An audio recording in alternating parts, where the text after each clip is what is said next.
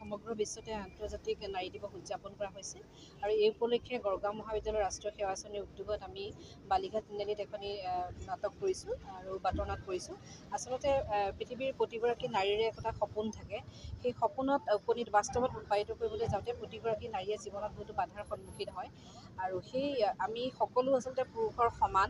প্ৰতিগৰাকী নাৰী পুৰুষৰ সমমৰ্যাদা পাব লাগে। প্ৰতিগৰাকী নাৰীৰ অধিকাৰ আছে এগৰাকী পূৰ্ণ মানৱ সত্তাৰূপে জীয়াই থকাৰ আৰু তেনে উদ্দেশ্য আগত ৰাখি আমি আজি এই নাটকখন অনুষ্ঠিত কৰা হৈছে, যাৰ কিছু উদ্দেশ্য হৈছে যে নাৰীয়ে নাৰীৰ শিক্ষাৰ অধিকাৰ বা অন্যান্য অধিকাৰ পাব লাগে, নাৰীয়ে পুৰুষৰ সমানে সবল হ'ব লাগে। যদিও আমি কাগজে কলমে দেখা পাইছোঁ যে নাৰী আজি সবল হৈছে, কিন্তু তথাপিও আমি চুকে কোণে যদি লক্ষ্য কৰোঁ আচলতে নাৰী প্ৰতিটো ক্ষেত্ৰতে বহুতখিনি বাধাৰ সন্মুখীন হৈছে। গতিকে পৃথিৱীৰ প্ৰতিগৰাকী নাৰী আগবাঢ়ি আহক, পৃথিৱীৰ প্ৰতিগৰাকী নাৰী সফল হওক, পৃথিৱীৰ প্ৰতিগৰাকী নাৰীৰ সন্মুখত থকা সকলো বাধা অতিক্ৰম কৰি এখন সুস্থ সবল সমাজ গঠন কৰাত সহায়ক হওক, এই কামনাৰে আজি নাৰী দিৱসৰ সকলোকে শুভেচ্ছা জ্ঞাপন কৰিছোঁ আৰু আমি তেনে উদ্দেশ্য আগত লৈ এক বাৰ্তা সমাজলৈ প্ৰেৰণ কৰিব বিচাৰিছোঁ।